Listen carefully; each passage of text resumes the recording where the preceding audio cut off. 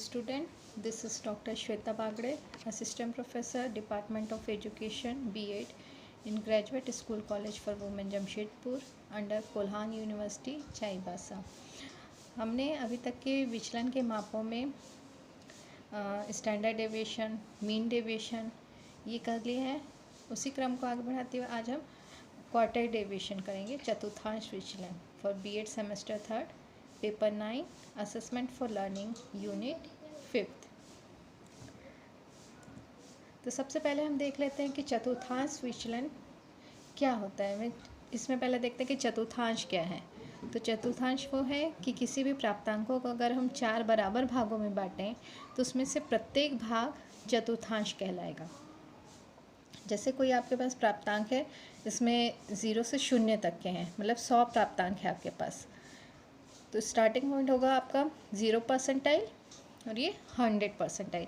अब इसको 4 बराबर भागों में बांटते हैं तो शुरू के जो 25 होते हैं वो 25th परसेंटाइल कहलाता है या उसी को Q1 कहते हैं। यहाँ से यहाँ तक का 75% जो होता है वो होता है 75th परसेंटाइल और उसे Q3 कहते हैं।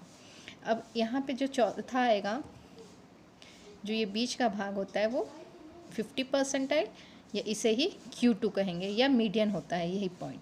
तो इस तरह से ये 4 भागों में बांटता है तो इसे ही हम क्वार्टाइल कहते हैं। एक डेफिनेशन से देख लेते हैं इसको। स्किनर के according quartile are the 3 points that divide a distribution into 4 equal parts.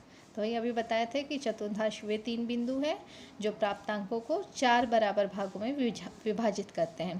तो एक क्वार्टाइल है Q1, Q2, Q3 जो ये प्राप्तांकों को 4 बराबर भागों में विभाजित किए हैं। अकॉर्डिंग टू ओडल, द क्वार्टाइल डेविएशन और semi inter quartile range is one half of the distance between the first and third quartile।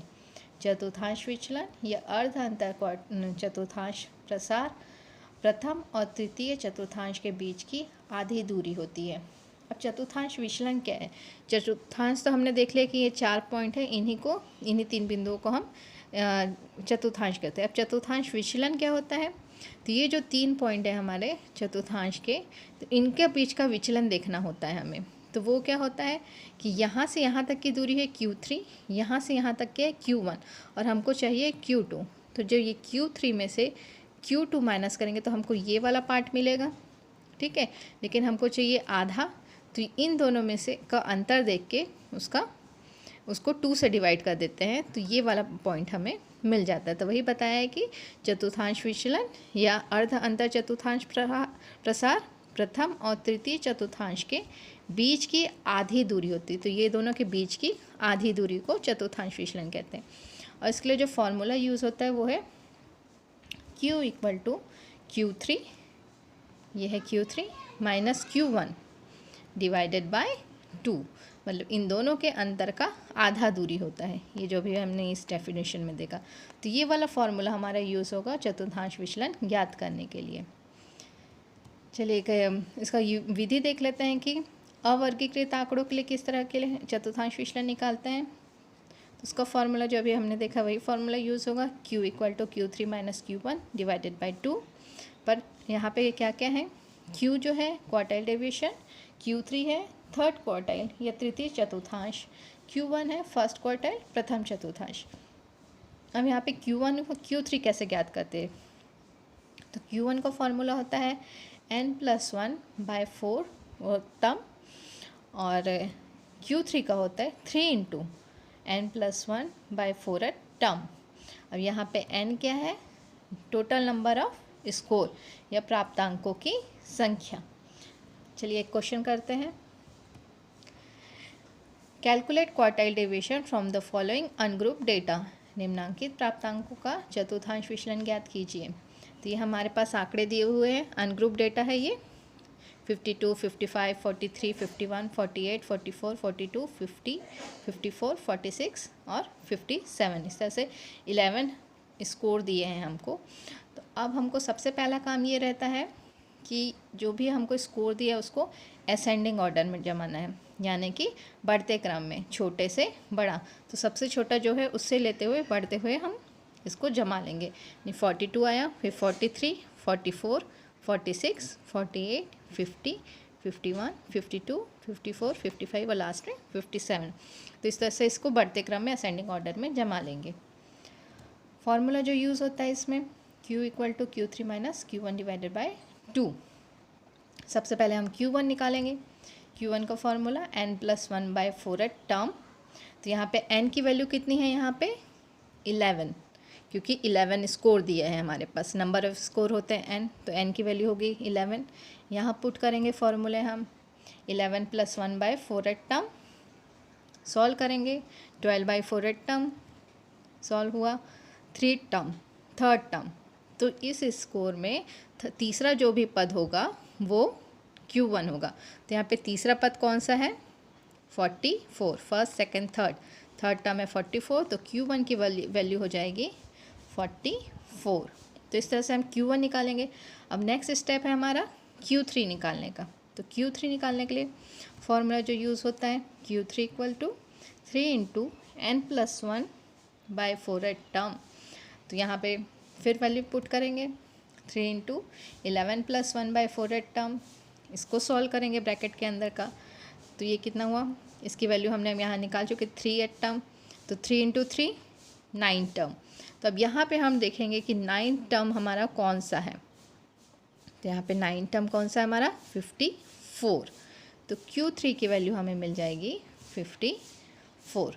तो Q1 हमारा निकल गया, Q3 निकल गया। फॉर्मूले में जो जो चाहिए थे हमने निकाल लिया है, और फॉर्मूले में पुट करेंगे तो Q equal to Q3 minus Q1 divided by 2। Q3 की वैल्यू थी 54, Q1 की वैल्यू 44 डिवाइडेड बाय 2, सॉल्व करेंगे 10/2, तो Q की वैल्यू हमें मिल गई 5। तो ये Q हुआ क्वार्टाइल डेविएशन। तो हमने अनग्रुप डेटा का क्वार्टाइल डेविएशन हमको इस तरह से निकालना है। ठीक है, नेक्स्ट एक और क्वेश्चन देख लेते हैं। निम्नांकित प्राप्तांकों का चतुर्थांश विचलन ज्ञात कीजिए। स्कोर दिया हुआ है 17, 23, 3, 19, 25, 24, 30, 28, 30, 32।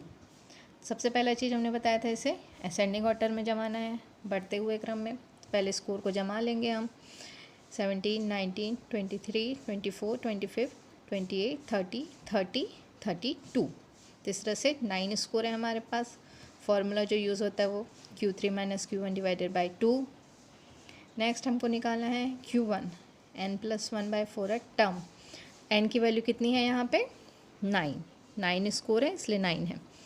नेक्स्ट हम फॉर्मूले में वैल्यू पुट करेंगे Q1 equal to 9+1/4 term, solve करेंगे 10/4 टर्म, 2.5 टर्म।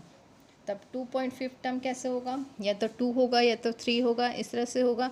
तो 2.3 मतलब सेकंड टर्म और थर्ड टर्म के बीच का, तो मतलब उनके बीच का एवरेज, ये बीच का जो भी पॉइंट आएगा वो होना चाहिए। तो यहाँ पे हम क्या करेंगे, जो सेकंड टर्म है प्लस थर्ड टर्म, क्योंकि 2.5 मतलब सेकंड टर्म और थर्ड टर्म के बीच का पॉइंट चाहिए। तो second term plus third term ये बीच का निकालना है, तो डिवाइडेड बाय 2 कर देंगे, क्योंकि उनके बीच का पॉइंट निकालना है हमको, एवरेज निकालना है। तो सेकंड टर्म हमारा 19 है, थर्ड टर्म हमारा क्या है 23 है, डिवाइडेड बाय 2, दोनों को ऐड करेंगे 42/2, सॉल्व करेंगे Q1 की वैल्यू हमें मिल गई 21।